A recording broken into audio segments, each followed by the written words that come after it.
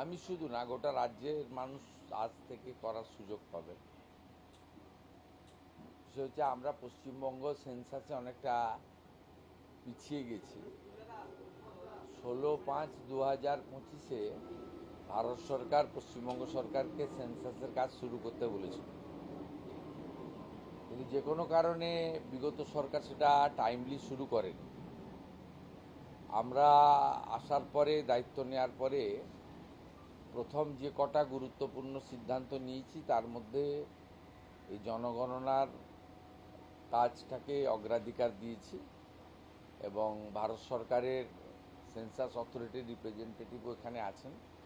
ওনাদের census commissioner, census director এসেছেন, training হয়েছে, ডিস্ট্রিক্ট ম্যাজিস্ট্রেটদের সঙ্গেও আমাদের হয়েছে। হওয়ার পরে আমরা ওই দিনই আপনাদের মিডিয়া ইভেন্টে আমরা দুটো প্রোগ্রাম থ্রো করেছিলাম। একটা হচ্ছে 1 তারিখ থেকে 15 তারিখ আপনার যেটা আপনার সেলফ এনুমেরেশন, স্বঘোষণা, এটা করা। তারপরে 16ই আগস্ট থেকে 14ই সেপ্টেম্বর পর্যন্ত ইন্ডিভিজুয়াল যে জনগণনা, হাউস টু হাউস গিয়ে, এই দুটো প্রোগ্রাম আজকে লঞ্চ হলো। এবং সেন্সাস অথরিটি যারা আছেন এখানকার, তারা গভর্নরকে, আমাকে এবং যারা কনস্টিটিউশনাল ফাংশনারিজ আছে তাদেরকে অ্যাপ্রোচ করেছিলেন যাতে আমরা একটা ইভেন্ট করে, ছোট্ট ইভেন্ট করে এটাকে করি, যাতে পাবলিকের মধ্যে, জনগণের মধ্যে এটা একটা মেসেজ যায়। তো অনারেবল গভর্নর সাহেব সম্ভবত দিল্লিতে আছেন, ওখানে রেসিডেন্ট কমিশনার ওনাকে করাচ্ছেন। আর এখানে টেম্পোরারি সিএম হাউস যেটা হয়েছে, ওল্ড ইরিগেশন বাংলো, এখান থেকে আমি আমাদের সেন্সাস অথরিটি অফ ইন্ডিয়ার এই বেঙ্গলের যারা অফিসার আছেন তারা, এবং স্টেট গভর্নমেন্টের under the leadership of the home secretary Shrimati Sanghamitra Ghosh, এবং সাউথ 24 পরগনা, তার district magistrate, she is the census director এই জেলার, তার উপস্থিতিতে, এখানে নিতিনজি আছেন, তাদের সকলের উপস্থিতিতে আমি এটা করলাম। এবারে সেন্সাসের দুটো জিনিস, একটা হচ্ছে সেলফ এনুমেরেশন, আরেকটা হচ্ছে ডিজিটাল। এটা বিগত আদমশুমারিতে হয়নি, এটা 16তম আদমশুমারি। যাদের নাম এখনো পর্যন্ত এই নির্বাচন কমিশনের যারা লিস্টে আছে, যারা এখনো চূড়ান্ত হয়নি, যে প্রায় 25, তারা কি এই সেন্সাসের মধ্যে আসতে পারবে? এটাও গাইডলাইন ক্লিয়ার আছে, আন্ডার কনসিডারেশন আছে, কিন্তু আপনাদের মনে হয় প্রথমত এএসডি তো আপনারা জানেন, তাদের তো প্রায় 60 লাখের কাছাকাছি যারা মৃত বা ইত্যাদি, তারা কোনো ক্লেম করেনি। সেকেন্ড হচ্ছে অ্যাডজুডিকেট যারা হয়েছিল তাদের মধ্যে কিছু নাম অল্প স্বল্প ভোটের আগে উঠেছে সুপ্রিম কোর্টের ডাইরেকশন অনুযায়ী। ফাইনালি যে 27 লক্ষ অ্যাডজুডিকেট ছিল তাদেরকে ট্রাইব্যুনাল করে দিয়েছিল সুপ্রিম কোর্টের নির্দেশে, হাইকোর্ট থেকে। সেই ট্রাইব্যুনালে, সোফার মাই নলেজ, একদম রেডি ডাটা আমার হাতে নেই, তো আমি যেহেতু অ্যাডমিনিস্ট্রেটিভ চিফ আমাকে সব খবর রাখতে হয়, তা 7 লক্ষ আপিল করেছে, 20 লক্ষ নট রেসপন্ডেড। তাদের ক্ষেত্রে কি ব্যাপার আছে আমি বলতে পারবো না, সেটা দেখতে হবে। তারা নিজেরাই ভোটার হিসেবে দাবি করেনি, এবারে নাগরিক হিসেবে দাবি করবে কি না সেটা তো যখন আমাদের এই সেলফ এনুমেরেশন অথবা হাউস টু হাউস যখন আমাদের লোকেরা যাবে, এটা যখন ফিরে আসবে, তখন আমরা অ্যাসেস করে বলতে পারবো। এখনই এটা নিয়ে আমার মনে হয় কোনো কনক্লুশনে না আসাই ঠিক হবে। গ্রামে থাকেন, একদম সুন্দরবনের প্রান্তিক মানুষ যারা এই সগণনা করতে পারছেন না, তাদের বাড়িতে লোক যাবে, এটা আমাদের যাবে বিপুল সংখ্যক সরকারি কর্মচারী, আধা সরকারি কর্মচারী, ভলেন্টিয়ার, দে আর অলরেডি ট্রেন্ড, এবং তারা শপথ নিয়েছে। তারা এই কনস্টিটিউশনাল যে রেসপন্সিবিলিটি, আদমশুমারি একটা সাংবিধানিক দায়িত্বের মধ্যে পড়ে, সেই দায়িত্ব আমি যেমন পালন করছি, একেবারে নিচে বাড়ি বাড়ি যিনি যাবেন তিনিও সেই দায়িত্ব পালন করবেন, তো উনি করিয়ে নিয়ে আসবেন, অসুবিধা হবে না। दादा, आज से जो शुरू हुआ है सेंसस की प्रक्रिया, इस प्रक्रिया के दौरान राज्य सरकार ने कोई ऐसा मैकेनिज्म या सिस्टम रखा है जहां पर जो लोग रजिस्टर करेंगे उनके क्रेडेंशियल वेरीफाई किए जाएंगे कि मतलब वो बंगाल के नागरिक है या नहीं? फॉर्ज देखिए, राज्य सरकार अलग से कुछ नहीं करेगा।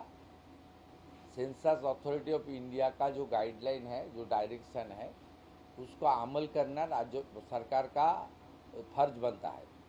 It's a constitutional responsibility. We are performing it as per the direction and guideline frame by the census authority of India.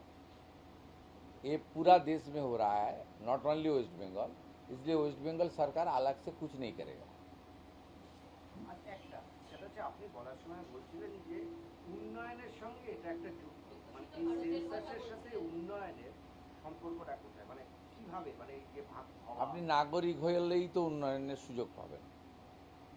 আপনি যদি দেশের নাগরিক না হন, আপনি সোশ্যাল ওয়েলফেয়ার স্কিম থেকে শুরু করে আপনি সব কিছুই, এমপ্লয়মেন্ট থেকে শুরু করে ভ্যাকসিনেশন থেকে শুরু করে, তো ভারতবর্ষে তো নাগরিকদের জন্যই দায়বদ্ধতা কেন্দ্র এবং রাজ্য সরকারের। তাই একটা পরিচ্ছন্ন আদমশুমারি অর্থাৎ নাগরিক তালিকা এলে সরকারেরও পক্ষে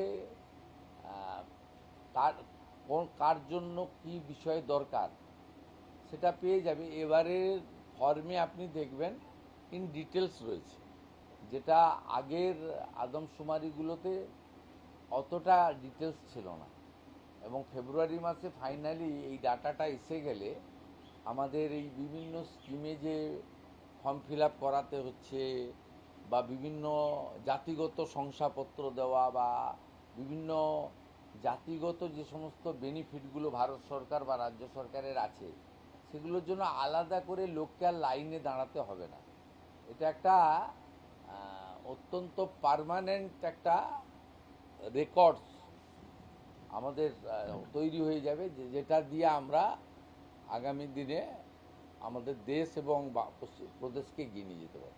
পশ্চিমবঙ্গ তো অনেকগুলো দেশেরও সীমান্ত এলাকা এবং মালদা, মুর্শিদাবাদ একাধিক জায়গায় দেখা গিয়েছে যে ম্যাপ, সেখানকার ম্যাপ পরিবর্তন হয়ে গেছে। আপনি বলছিলেন যে পূর্বতন সরকার ঠিক সময় মতো শুরু করেনি, এটা কতটা গুরুত্বপূর্ণ?